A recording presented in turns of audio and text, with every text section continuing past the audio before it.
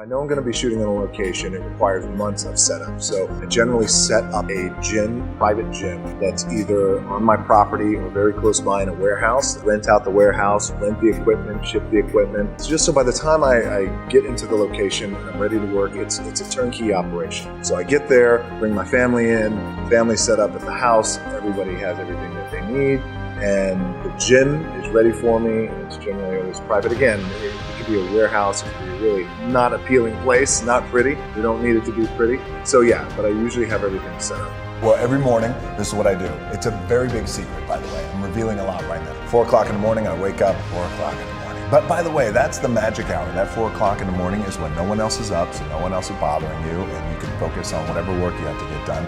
I'm sending these electronic mails, those things. And then by 4:30, 4:45, I'm doing some sort of cardio. So in this case, I come out here, open these garage doors.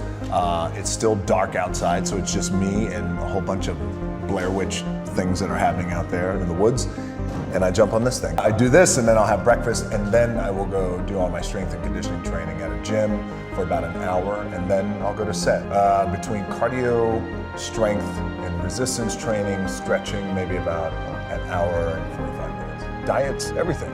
I can tell you right now, it's just to find balance. Yeah, sure. So I think carbs are your friend. I always tell people that. Well, I think the structure of the diet all starts with whatever the goal is. The diet is structured, and it's probably somewhere between 5,000 and 7,000 calories a day. Very balanced of carbohydrates, fats, and proteins, and greens, and things like that.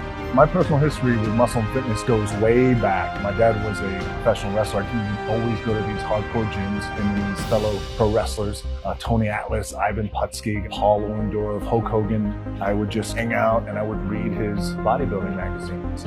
I had 2 references in terms of my training. My dad, and the other reference, Muscle and Fitness. The magazine itself, it's often referred to as the Fitness Bible. The very first time the magazine came to me and asked me to be on the cover, it was an easy yes. At that time, I had just broken into the world of Hollywood. It was an honor for me to do it. The very first time I worked out in the gym, I was with my dad. I would get on the wrestling mats with him, bend my body into pretzels until I tapped out. And finally, when I was about 10 years old, he let me hit the weights. The very first exercise I did was a bench press, put on 225s, press that up. All right, you ready to go to the 45s? I was like, yeah, let's go to the 45s. 145 on each side, 3, 2, 1, give it to me, and I got buried. And I made it a point, like I was going to push that up the very next week. So all week long, I'd push up. I went in the gym the next weekend, Saturday morning with my dad, and I pushed it up. And that's why I don't need therapy. Being the man of the century for muscle and fitness, it's an honor. It's not a right just because you become a star. I've had the opportunity of being on every magazine cover in the world. When I was 13 years old, we got evicted out of my place, out of our little apartment in Hawaii. I had no place to sleep, but I knew at that time the men in my life who I aspired to be were all these men who went to the gym, who were on the cover of Muscle and Fitness, by the way. I'm very grateful, and I hope I do the magazine proud. Meeting Joe Weider was an honor. He was all things that I had hoped him to be.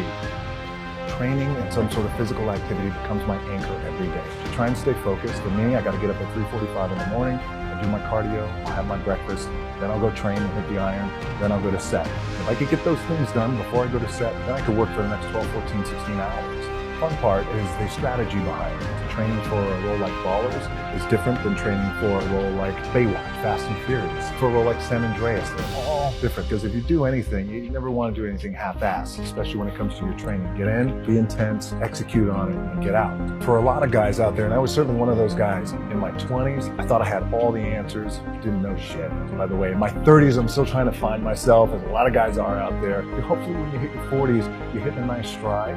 Every day today, I'm just more appreciative of the moment. Been through relationships, been through a divorce, have a beautiful daughter, one on the way, very, very lucky man. If I'm gonna do it, I need to do this job right. I need to stay focused on it. I need to give the best effort I possibly can. And not only that, but just between us, I was like, I'm gonna be the baddest motherfucker walking. 43, 44, 45, 46, 47.